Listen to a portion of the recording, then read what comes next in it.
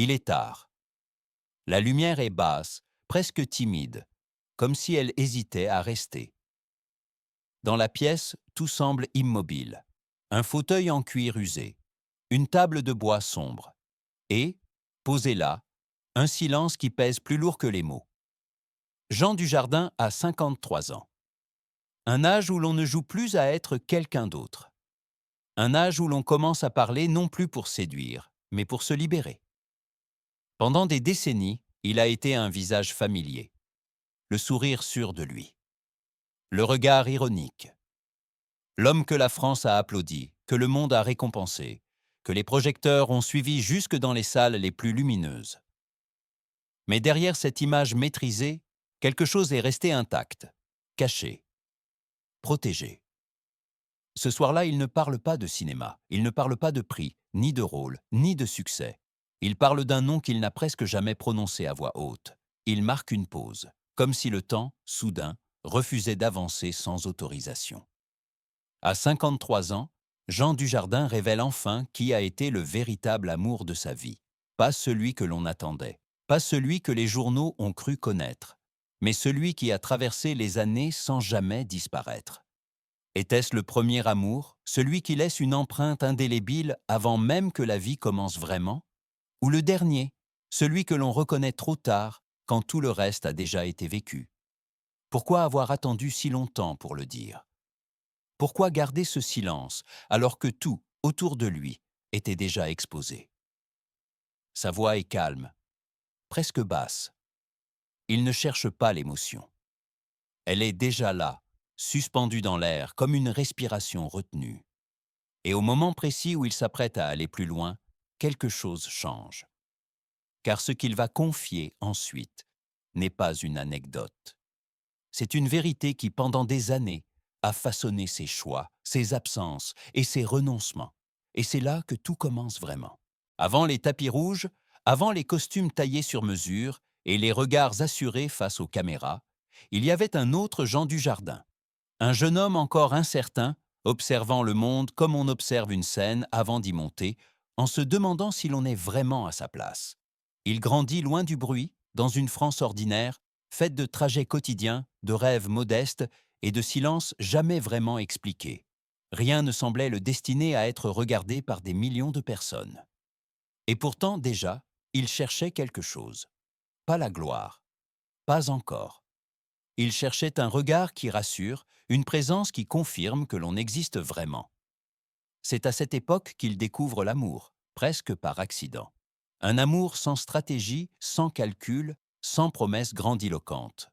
Une relation faite de gestes simples, de conversations tardives, de rires discrets échangés dans des lieux que personne ne photographiait.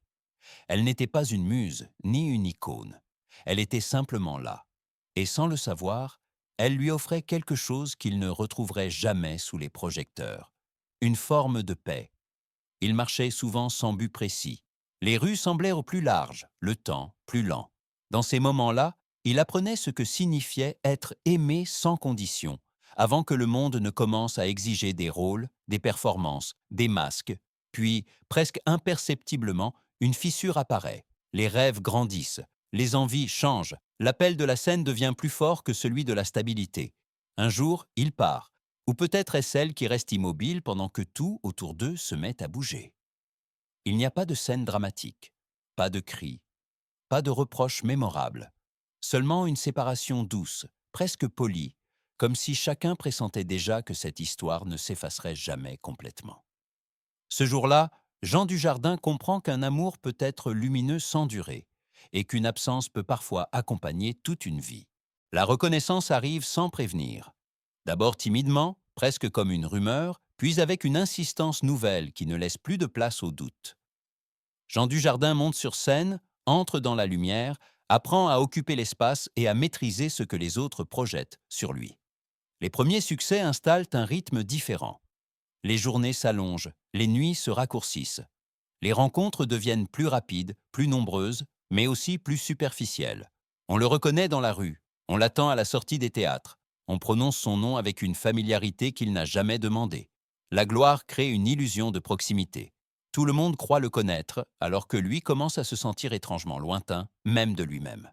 Dans les loges, entre deux scènes, il observe son reflet, ajustant un sourire devenu réflexe, comme une seconde peau. À ses côtés, parfois, une présence tente de suivre ce rythme nouveau. Quelqu'un qui partage les débuts, les doutes, les premières victoires. Mais plus la carrière s'éclaire, plus la distance s'installe. Les absences se multiplient, les silences aussi. Les tournages s'enchaînent, les hôtels se ressemblent. Les applaudissements deviennent un bruit de fond, rassurant mais impersonnel, incapable de combler ce qui s'effrite ailleurs. Il y a des soirs où la salle est pleine, vibrante, presque étouffante d'enthousiasme. Et pourtant, une fois le rideau tombé, il traverse seul des couloirs trop longs, trop vides, où résonnent encore des éclats de voix qui ne lui appartiennent plus. Au cœur de cette ascension, quelque chose se déplace lentement. Sans qu'il s'en rende compte immédiatement, la réussite redéfinit ses priorités, impose ses propres exigences, demande des sacrifices que personne n'énonce clairement. Et dans le bruit de la gloire, il commence à ne plus s'entendre. Les relations deviennent fragiles, soumises à un calendrier imprévisible, à une attention partagée entre ce que l'on attend de lui et ce qu'il est encore capable de donner. Aimer demande du temps. La célébrité, elle, en dévore. Un jour, il réalise que certains prénoms ne sont plus appelés, que certaines adresses restent dans un carnet sans être visitées, que l'on peut être applaudi par des milliers de personnes et pourtant rentrer dans un silence total. Cette distance, d'abord supportable, finit par s'installer durablement. Elle prépare, sans le dire, le terrain d'un amour qui ne ressemblera à aucun autre. Ils se sont rencontrés à un moment où rien n'était simple. La carrière avançait vite, les journées se remplissaient d'obligations, et les nuits laissaient peu de place au repos. Pourtant, dès les premiers instants, quelque chose s'est imposé sans bruit, comme une évidence silencieuse que l'on reconnaît avant même de la comprendre. Ce n'était pas un coup de foudre spectaculaire, plutôt une lente reconnaissance, un regard qui s'attarde un peu plus longtemps que prévu, une conversation qui se prolonge sans raison valable, un rire qui apaise là où d'autres fatiguent. Elle connaissait ce monde, ses rythmes instables, ses promesses fragiles. Elle savait lire derrière les silences, comprendre les absences sans les excuser. Avec elle, il n'avait pas besoin de se justifier. Il pouvait déposer pour quelques heures le poids de ce que l'on attendait de lui. Leurs gestes restaient mesurés, leurs mots choisis.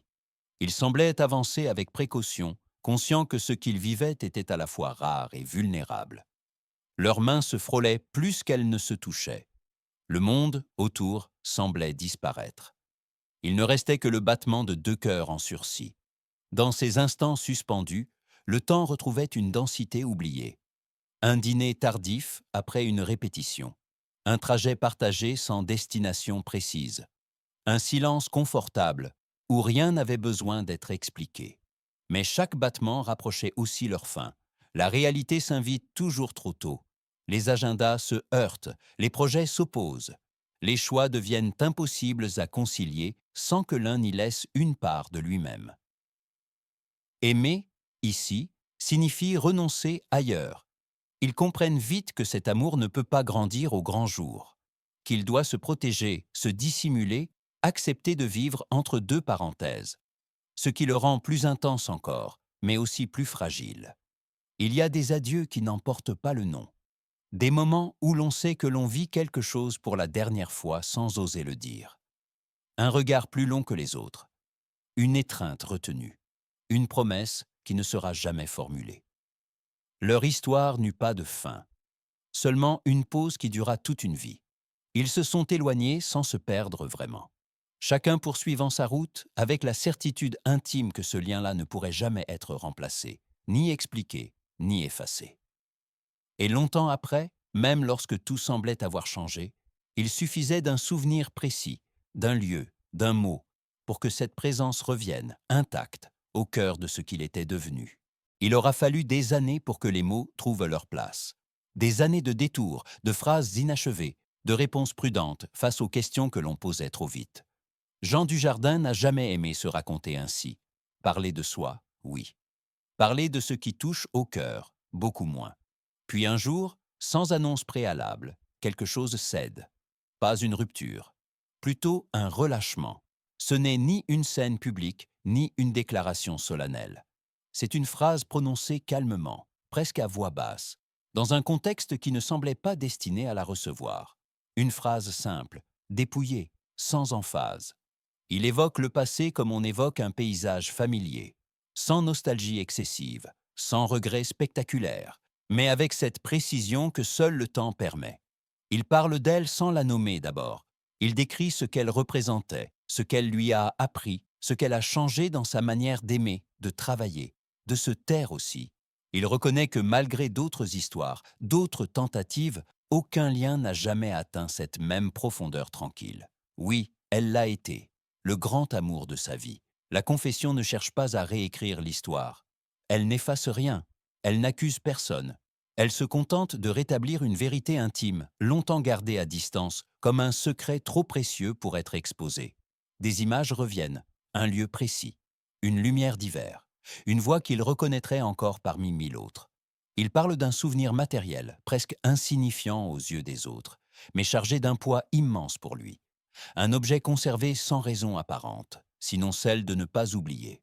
La reconnaissance est tardive, mais elle est entière. Il admet que certaines décisions, certains renoncements, certaines absences prennent enfin sens à la lumière de cet amour-là, qu'il a continué d'avancer, porté par une présence invisible mais constante. Il ne cherche pas à savoir si elle l'entendra. Il ne s'adresse pas à elle directement. Il parle pour lui et peut-être aussi pour ceux qui comprendront. Sa voix ne tremble pas. Elle ralentit, comme si chaque mot, désormais, devait être posé avec soin. Je ne l'ai jamais oublié, et je crois qu'elle le savait. Après cette phrase, il n'ajoute rien. Il n'y a rien à ajouter. Le silence qui suit n'est pas un vide, c'est une forme d'apaisement. Le temps a continué sa course, comme il le fait toujours.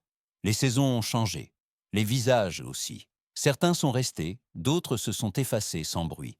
Jean Dujardin avance désormais avec une forme de calme que l'on ne cherche plus à justifier. À cet âge-là, on ne court plus après ce qui aurait pu être. On apprend à marcher avec ce qui a été. Il regarde sa vie avec une lucidité douce. Les succès, les erreurs, les silences. Il comprend que cet amour n'avait pas besoin d'un avenir partagé pour être vrai. Qu'il n'avait pas à durer pour laisser une empreinte durable. Ce qui compte, désormais, n'est pas la fin de l'histoire, mais ce qu'elle a rendu possible. La manière dont elle a affiné son regard. La façon dont elle l'a obligé à écouter davantage, à ressentir plus finement, à accepter que certaines choses ne se disent qu'en retard. L'amour de sa vie n'a pas été un refuge permanent. Il a été un passage, un moment précis où tout s'alignait, avant que le monde ne reprenne sa complexité.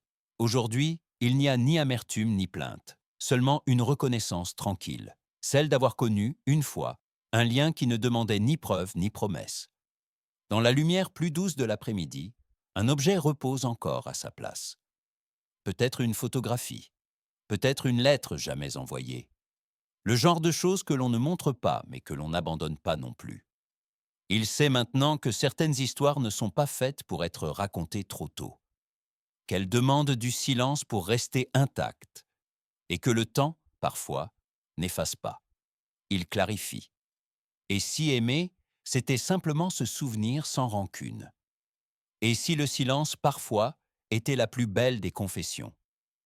La pièce s'assombrit lentement.